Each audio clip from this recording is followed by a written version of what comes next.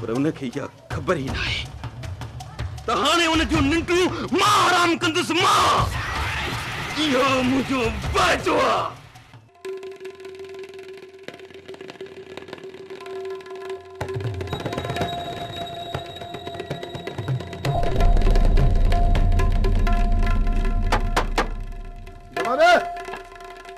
वो जमाना निकल यार जल्दी कर।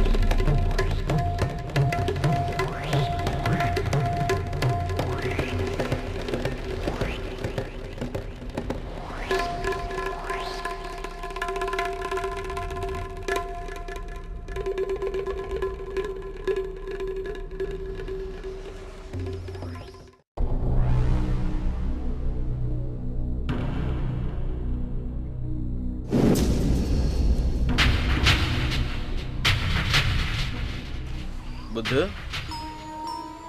बकरियूं भी खपाए छॾी। हाणे छा कंदे? यारन जा पलांद बकरियूं इन करे खपायूं थम त जीअं आज़ाद थी रास मिठल खान सां खुलम खुला ऐलान जंग कयां। घणी तकड़ ऐं हुथर पाई न कर खानू। सही वक्त ऐं मौके जो इंतजार कर। रैस मिठल खान वार मथा वार कंदो थो वञे। मूंखे बदराए ॻोठ खणाए वियो। अचर नपन खे जेल में हथी को कराए छॾियईं। वॾे जो ॾस पतो नथो पए त उनखे अलाए किथे गुम करे छॾियईं।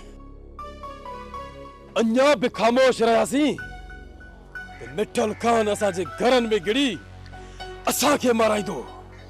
खानू तुंहिंजो पलांद असां गाए वॼाए वरितो आहे। अञा बि उन खां वधीक कमदार असां जुठ करे चुका आहियूं। कमदार रैस जो फालतू कुत्तो आहे जंहिंखे हू इस्तेमाल करे रहियो आहे। असांजो असुल दुश्मन आहे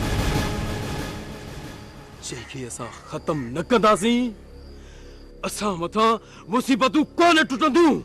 चरियो न थी खानू, चरियो न थी। रेस मिठल नई ॿार आहे, नई वरी लोलू मल जो हारी जो तूं ऐं मां हली उनखे कन खां पकड़े गोली हणी ईंदासीं। ॿारनि ऐं हारनि सां त हर को फिटाए सघे थो, पर असुल मर्द उहो आहे जेको रेस सां मुहाॾो अटकाए।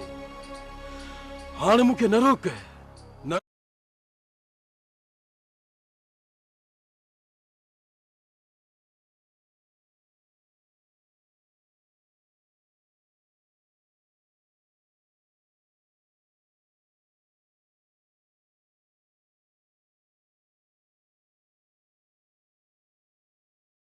रोक अचर मूंखे हाणे न रोक। तूं त अञा मुंहिंजी हिमत वधाए त जीअं मिठल खान खे ख़त्म करे छॾियूं। खानू मिठल खान खां डिॼा मां बि कोन थो, पर मूंखे खौफ़ थो थिए जेकॾहिं मिठल असांजे वार मां बची वियो